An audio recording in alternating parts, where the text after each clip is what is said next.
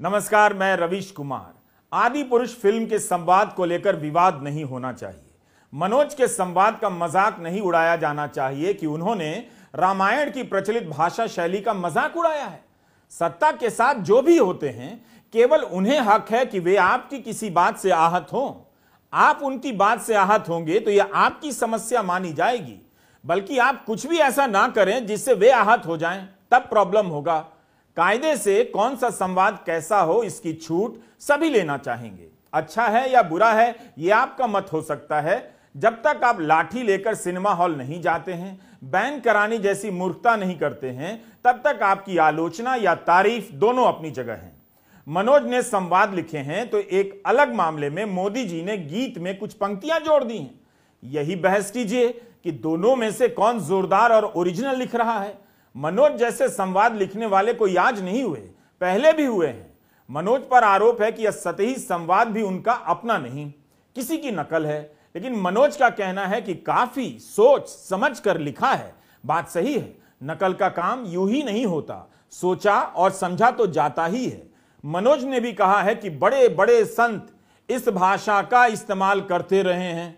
जब तक वो बड़े बड़े संत सामने आकर मनोज को गलत नहीं कहते हैं, तब तक आप इस वीडियो को देखिए। मनोज ने एक काम तो किया है, रामायण के फिल्मी प्रस्तुतिकरण को हर तरह की मर्यादा से मुक्त कर दिया है।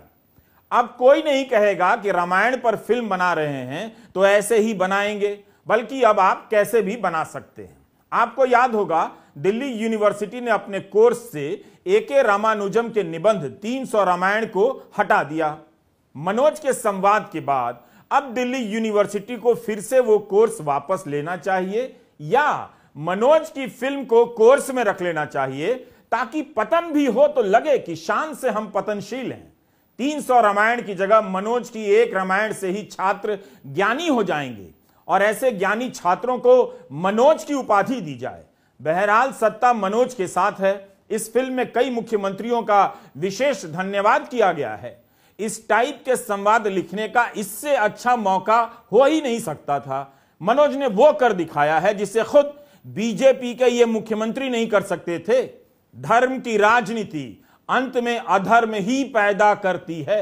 गजब का दौर है, पता नहीं कब कौन नेता भाषण पढ़ने लग जाए। मणिपुर तेरे बाप का, गांव जला तेरे बाप का, घर जला तेरे बाप का, तो हमरे बाप का क्या। इन्हीं सब विचित्रताओं पर हम आज के वीडियो में बात करेंगे। लेखक मनोज के संवाद पर नहीं, गीतकार प्रधानमंत्री मोदी पर भी बात करेंगे।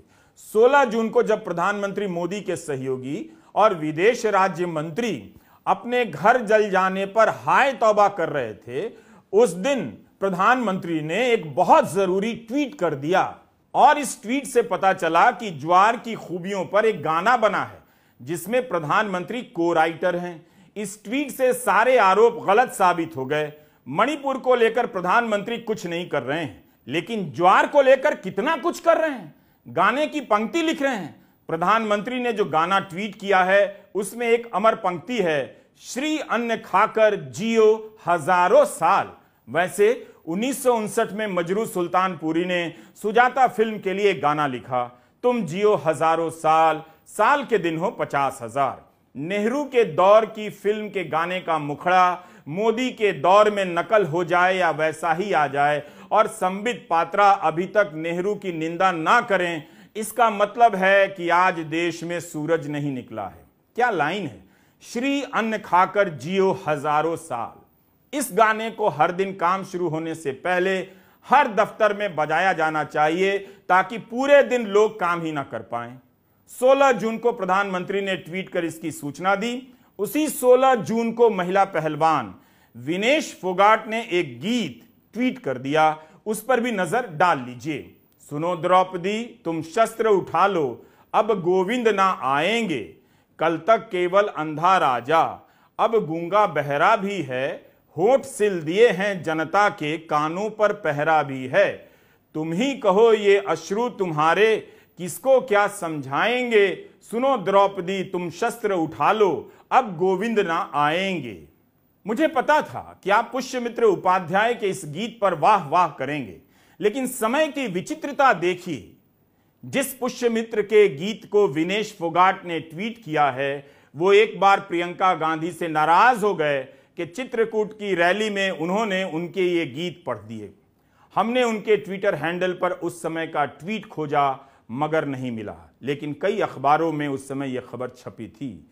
18 नवंबर 2021 के दिन टाइम्स ऑफ इंडिया ने इसकी रिपोर्टिंग की। कवि पुष्यमित्र उपाध्याय ने कहा कि उनकी यह कविता एक गंभीर सामाजिक विषय को उठाने को लेकर रची गई थी। इसका राजनीतिक उपयोग इसकी भावनाओं को सीमित करने वाला है।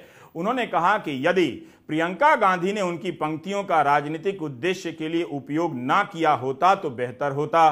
भास्कर ने उनके ट्वीट को छापा था, जहां उन्होंने प्रियंका से कहा था कि मैं आपको ये अनुमति नहीं देता हूं कि आप मेरी साहित्यिक संपत्ति का राजनीतिक उपयोग करें। कविता भी चोरी कर लेने वालों से देश क्या उम्मीद रखेगा। पुष्यमित्र उपाध्याय ने अमर उजाला से कहा कि उन्होंने 2012 में निर्भया प्रकरण से आहत होकर इन पंक्तियों की रचना की थी। इसके माध्यम से वे समाज के सभी वर्गों की महिलाओं का दर्द उभारना चाहते थे, लेकिन अब इसका बार बार राजनीतिक दुरुपयोग किया जा रहा है और यह महिलाओं के कष्ट पर लिखी इस कविता का दुरुपयोग है। इसके पहले कांग्रेस नेता दिग्विजय सिंह ने भी अपने मंच से इन पंक्तियों का उपयोग किया था। उस समय भी पुष्यमित्र उपाध्याय ने इसके राजनीतिक उपयोग को लेकर विरोध प्रकट किया था। चुनावी समय था और यूपी में लड़कियों के साथ होने वाली हिंसा के संदर्भ में प्रियंका गांधी इस कविता को पढ़ रही होंगी कि उठो द्रौपदी अब शस्त्र उठा लो।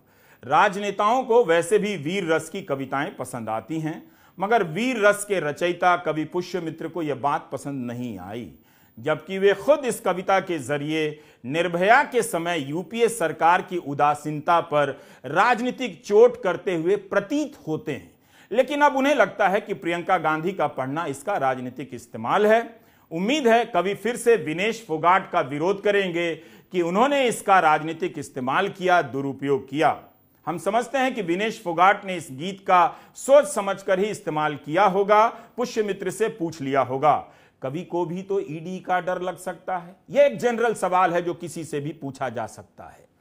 प्रधानमंत्री गाने में कोलैबोरेट करने लगे हैं। मुझे चिंता है कि इस उत्साह में आत्मनिर्भर भारत के सारे गीतकार और संवाद लेखक प्रधानमंत्री निर्भर ना हो जाएं।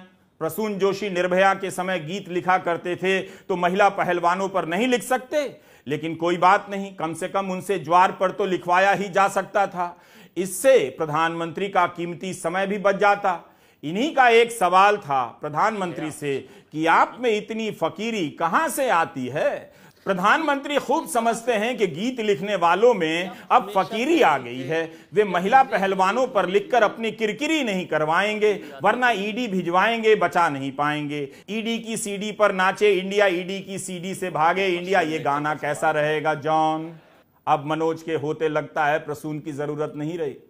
मनोज ही नए जोशी हैं, मनोज ही नए प्रसून हैं। मनोज अपने आप में मनोज तो हैं ही, वही सनोज हैं, सरोज हैं और अफरोज हैं। प्रधानमंत्री समझ गए होंगे कि ज्वार पर गीत लिखने का काम, श्री अन्न पर गीत लिखने का काम द्वार पर खड़ा गीतकार नहीं कर सकता है, इसलिए वे खुद कोलैबोरेट कर गाना लिख रहे हैं। प्रधानमंत्री इस गाने के को राइटर हैं, बस मणिपुर में को राइटर या को ड्राइवर की भूमिका में नजर नहीं आ रहे हैं, जहां डबल इंजन नाम की मोटर गाड़ी सड़क से उतरकर खड्डे में गिर गई है। 16 जून बहुत विचित्र दिन रहा। आज के वीडियो में 16 जून याद रखिएगा और वीडियो पूरा देखिएगा। सेना के retire lieutenant general Nishikant Singh ने ट्वीट किया कि वे मणिपुर से हैं और रिटायर जिंदगी जी रहे हैं। मणिपुर एक राज्य तो है, मगर आज राज्य विहीन हो चुका है। यहां कभी भी किसी की संपत्ति और जीवन नष्ट की जा सकती है, जैसे लीबिया, लेबनान, नाइजीरिया और सीरिया वगैरह में हो जाती है। ऐसा लगता है कि मणिपुर को उसके हाल पर छोड़ दिया गया है। क्या कोई सुन रहा है? इसके साथ इन्होंने 1999 का एक स्टैंप भी साझा कर दिया कि युद्ध की सीमा होती है। जो हाल आदि पुरुष के दर्शकों का हुआ है, जो आहत होने के नाम पर दूसरों को खदेड़ा करते थे, अब खुद आहत हो रहे हैं मगर खुद को खदेड़ नहीं पा रहे हैं। वही हाल लेफ्टिनेंट जनरल साहब का लगता है। उनके ट्वीट से लग रहा है कि वे राज्य को पुकार रहे हैं, प्रधानमंत्री की चुप्पी की बात कर रहे हैं। लेकिन जब इनका पहले का ट्वीट देखा गया तो लेफ्टिनेंट जनरल साहब भयंकर मोदी समर्थक निकले। हर बात में मोदी है तो मुमकिन है कहने वाले सेना के रिटायर्ड लेफ्टिनेंट जनरल को लगता है कि मणिपुर सीरिया हो गया है। इससे तो लाख गुना बेटर पोजीशन में आदि पुरुष के मनोज हैं। Retired lieutenant general Nishikant Singh के पुराने ट्वीट से जो मोदी संगीत निकल रहा है वो मोदी के लिखे गीत और मनोज के संवाद से कहीं ज्यादा प्रभावशाली है। लेफ्टिनेंट जनरल निशिकांत सिंह पिछले साल 29 जुलाई को प्रधानमंत्री की पेंटिंग ट्वीट करते हुए लिखते हैं कि मोदी है तो मुमकिन है, #ग्रोथ विथ गिफ्ट। यह भी पिछले साल का ही है, 10 अक्टूबर 2022 का। लिखते हैं मोदी पर है विश्वास, कर रहे हैं देश का विकास। 29 जुलाई 2022 को ट्वीट करते हैं मोदी नंबर 1, #विकसित सौराष्ट्र। एक और है गुजरात रिजेक्ट्स गप्पी और पप्पू, मोदी नंबर 1। मोदी दुनिया के बड़े नेताओं की सूची में टॉप। पिछले साल 16 मई को लेफ्टिनेंट जनरल राज्यसभा सांसद जवाहर सरकार के एक ट्वीट पर उनसे भिड़ गए थे। रिटायर्ड लेफ्टिनेंट जनरल साहब का ट्वीट देखकर हाउसिंग सोसाइटी के रिटायर्ड अंकिलों की याद आ गई। अंकिलों की, जिनकी दुनिया में मोदी ही सब कुछ हैं, मोदी के बाद कुछ नहीं। लेकिन मोदी मोदी का नारा लगाने वाले लेफ्टिनेंट जनरल साहब को मोदी मोदी पुकारना पड़ रहा है। मोदी की सरकार वाले देश के एक राज्य की तुलना वे नाइजीरिया और सीरिया से करने लग गए हैं। यह वाकई दुखद है। मोदी के एक भक्त अफसर का इस तरह के संगीन आरोप लगाना दुर्भाग्यपूर्ण है। अभी अभी 7 जून को उन्होंने ही ट्वीट किया, इस 7 जून को, हिंसा के 1 महीने बाद, कि हमारे माननीय प्रधानमंत्री अमेरिकी कांग्रेस में दूसरी बार हिस्सा लेने वाले पहले प्रधानमंत्री होंगे, हमें गर्व है। जैसा कि हमने कहा, इस वीडियो में आप कई तरह की विचित्रताएं देखेंगे, तो आप देखिए उसी 16 जून की रात मणिपुर की बीजेपी अध्यक्ष शारदा देवी के घर पर हमला हो गया। सेना ने उनका घर बचा लिया। एक अन्य जगह पर बीजेपी के कार्यालय को भीड़ ने घेर लिया, उसे भी बचा लिया गया। इसके पहले विदेश राज्य मंत्री और बीजेपी के सांसद के घर को जला दिया गया। आप कहेंगे कि बीजेपी के अध्यक्ष जेपी नड्डा को तो राज्य में बीजेपी के नेताओं के घर जाना ही चाहिए। यह मुखौटा देखिए, नड्डा जी का है। त्रिपुरा में उनकी सभा में लोग उनका मुखौटा पहनकर आए हैं, यानी मंच से नड्डा जी होंगे और सामने बैठे लोग भी उनका ही मुखौटा पहनकर नड्डा जी बन जाएंगे। नड्डा जी को कहेंगे और नड्डा जी को सुनेंगे। कभी मोदी का मुखौटा लोग पहना करते थे, आज मोदी के रहते नड्डा जी की लोकप्रियता त्रिपुरा में इतनी बढ़ गई है कि लोग नड्डा जी का मुखौटा पहनने लगे हैं। तब यह पूछा जा सकता है कि 16 जून की रात नड्डा जी अगरतला पहुंच गए, पास के मणिपुर क्यों नहीं गए? यह तस्वीर 17 जून की है। यहां मोदी सरकार के 9 साल होने पर रैली हुई है। मतलब बीजेपी के नेताओं के घर जल रहे हैं और वहीं पड़ोस में नड्डा जी 9 साल होने पर रैली कर रहे हैं। पता चलता है कि बीजेपी मणिपुर से ज्यादा रैली को कितना महत्व देती है। मैं एक ही बात कहना चाहता हूं कि ये जो 9 साल प्रधानमंत्री मोदी जी के नेतृत्व में जो हम सब लोगों ने देखा है, उसमें हमने पाया है कि इन 9 सालों में भारत की तस्वीर और तकदीर को मोदी जी के नेतृत्व में बदल डाला है। इसको मैं गौरव के साथ कहता हूं। घर जल जाए मगर रैली न जाए, यह समय विचित्र तो है और यही आप इस वीडियो में देखेंगे। इस रैली में प्रधानमंत्री की पूर्वोत्तर की नीतियों की तारीफ तो हुई होगी, मगर मणिपुर में उन नीतियों का क्या हुआ, क्या इसका भी जिक्र हुआ होगा? आप गेस कर लीजिए या सुन लीजिए। 2014 से पहले लगता था कि भारत में योग का प्रसार रामदेव के कारण हुआ है, लेकिन अब रामदेव अपनी कंपनी के अन्य उत्पादों के प्रचार प्रसार में ज्यादा नजर आते हैं और प्रधानमंत्री मोदी योग के प्रचार प्रसार में रामदेव से भी ज्यादा नजर आते हैं। गीत लिखने के साथ साथ एक प्रधानमंत्री अपना एनिमेशन भी रीट्वीट करते हैं। एनिमेशन में कोई योगी नहीं है, योगा गुरु नहीं है, वो काम भी प्रधानमंत्री कर रहे हैं। इतना काम करेंगे असलियत में भी और एनिमेशन में भी, तो मणिपुर जाने के लिए कहां से टाइम निकालेंगे? वैसे भी अब अमेरिका जाने का टाइम आ गया है। तो 10 पार्टियां, Congress, Janata Dal United, CPI, CPM, Trinamool Congress, Aam Aadmi Party, All India Forward Bloc, NCP, Shiv Sena UBT और रेवोल्यूशनरी सोशलिस्ट पार्टी आरएसपी, ये 10 पार्टियां ने 10 तारीख को प्रधानमंत्री को लिखित में एक खत भेजा था कि हम आपसे मिलना चाहते हैं। आज भी वो इंतजार कर रहे हैं और हमारी आशा है और ये लोग सब उम्मीद कर रहे हैं कि प्रधानमंत्री 20 तारीख को अपनी विदेश यात्रा में जाएंगे, पर उसके पहले उनको कुछ समय मिलेगा इन 10 पार्टियों से मिलने का। ये यहाँ 2-4 दिन से रुके हुए हैं और 20 तारीख तक यहीं रहेंगे। मैं नहीं जानता कि आप दर्शकों के मन में योग के इस सरकारी प्रचार वीडियो में प्रधानमंत्री को एनिमेशन रूप में देखकर क्या क्या बातें उठ रही हैं, लेकिन निश्चित रूप से इसके जरिए प्रधानमंत्री ने खुद को एक नए कैरेक्टर में ढाल तो दिया है। यह एनिमेशन बाल नरेंद्र नामक उस पुस्तिका के उस प्रसंग का विस्तार है जिसमें बालक नरेंद्र मगरमच्छ के बच्चे उठाकर घर ले आए। क्या इस वीडियो में उनका ही एनिमेशन होना जरूरी था?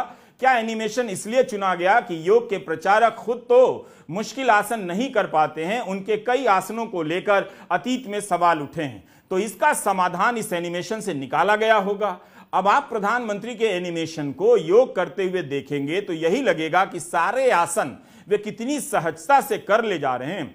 योग का सरकारी चेहरा भी योग का कोई गुरु नहीं, प्रधानमंत्री ही हैं।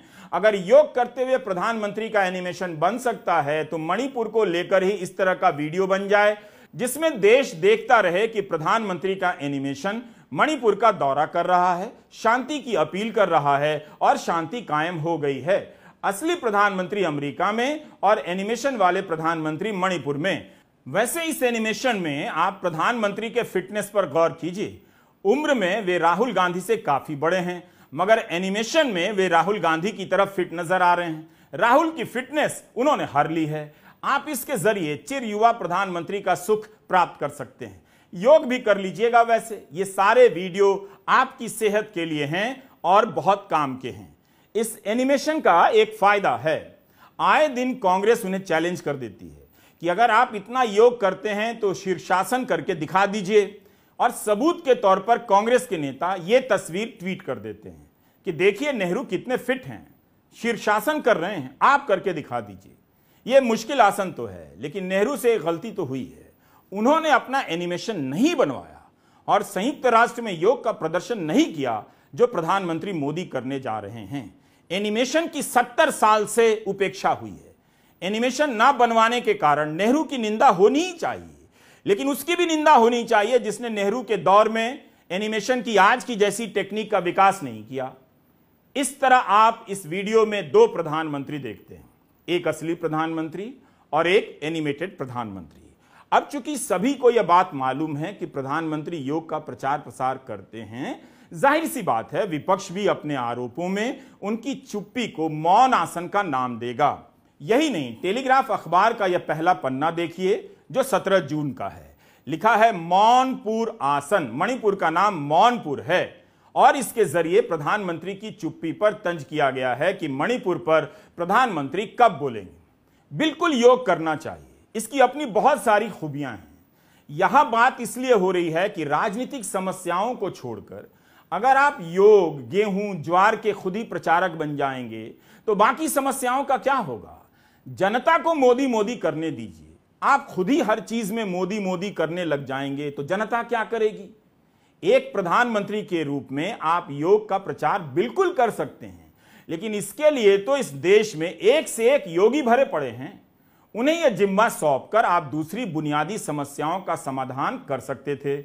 मणिपुर से विपक्षी दल के नेता मिलने का समय मांग रहे हैं, उन्हें समय दे सकते थे, मगर यह समय ही विचित्र है और इसी पर आज का वीडियो है। कौन आदि पुरुष है, कौन महापुरुष है, इसमें लोग भिड़े हुए हैं। योग का महत्व इसलिए नहीं बढ़ जाता है कि इसका प्रदर्शन आप संयुक्त राष्ट्र में करें या एवरेस्ट पर जाकर करें। योग का महत्व योग के कारण है। इसे आप अपने घर में करते रहें और इसकी आदत डाल लें तो फिर संयुक्त राष्ट्र में करने की कोई जरूरत नहीं। 2014 के बाद से योग का कितना प्रचार हुआ, खुद प्रधानमंत्री ने आध्यात्म और संतुलन का महत्व कितने भाषणों में समझाया, लेकिन इसके बाद भी भारतीयों की स्वास्थ्य की हालत बहुत खराब है। 2019 में 7 करोड़ लोगों को डायबिटीज की बीमारी थी, 2021 में 10 करोड़ लोगों की हो गई। भारतीय चिकित्सा शोध परिषद का एक सर्वे आया है कि 4 साल में डायबिटीज के मरीजों की संख्या 44% बढ़ गई है। 10 करोड़ लोगों को डायबिटीज है और 13 करोड़ लोगों को प्री डायबिटीज। इसके अलावा हाइपरटेंशन, हाई बीपी की भी बाढ़ आई हुई है। 35.5% लोग हाइपरटेंशन के शिकार हैं और 31 करोड़ लोगों को हाई बीपी है। इस खबर को पढ़ते ही लगने लगा कि हम एक बीमार देश के नागरिक हैं। अगर योग से ये बीमारियां संभल जाती तो प्रधानमंत्री को योग का प्रचार प्रसार पहले भारत के भीतर करना चाहिए, यूरोप और अमेरिका की चिंता बाद में करनी चाहिए। लेकिन भारत के लिए एनिमेशन वाला योगी छोड़कर खुद संयुक्त राष्ट्र के लिए रवाना होने जा रहे हैं। बहुत शानदार बात है। योग हर बीमारी के लिए जिम्मेदार नहीं है, लेकिन जो कारण जिम्मेदार हैं उन पर तो बात कीजिए। यहां हर 4 में से 1 व्यक्ति मोटापे का शिकार है, जो अपने आप में बीमारी है। मोटापे के मामले में भारत दुनिया के पहले 5 देशों में आता है। दिसंबर 2020 में इंडियन एक्सप्रेस में एक रिपोर्ट छपी थी कि 74% भारतीयों को स्ट्रेस की समस्या है, जिसे आप टेंशन कहते हैं। 88% को बेचैनी या एंग्जाइटी की परेशानी है। भारत दुनिया को योग बेच रहा है और खुद बीमार पड़ा हुआ है। मैं आपको डराना नहीं चाहता, लेकिन सरकार ने राज्यसभा में कहा है कि भारत में जो मौतें होती हैं उनमें से 28% मौतें हार्ट अटैक से होती हैं। 2016 में मरने वाले 100 लोगों में से 28 लोगों की मौत हार्ट अटैक से हुई थी। 1990 में यह संख्या 15% थी। यानी हार्ट अटैक का भी प्रकोप बढ़ता जा रहा है। योग जीवन शैली को नियंत्रित कर सकता है, मगर आपकी जीवन शैली तो कोई और बदतर बना रहा है। आपके जीवन पर कंपनी के बॉस, कंपनी की कम सैलरी, कंपनी का ज्यादा काम, इन सब का नियंत्रण है। ट्रैफिक का तनाव है और महंगाई की मार है। इतने लोग गुटखा ठूसे हुए रहते हैं कि थूकने के लिए धरती कम पड़ जाए।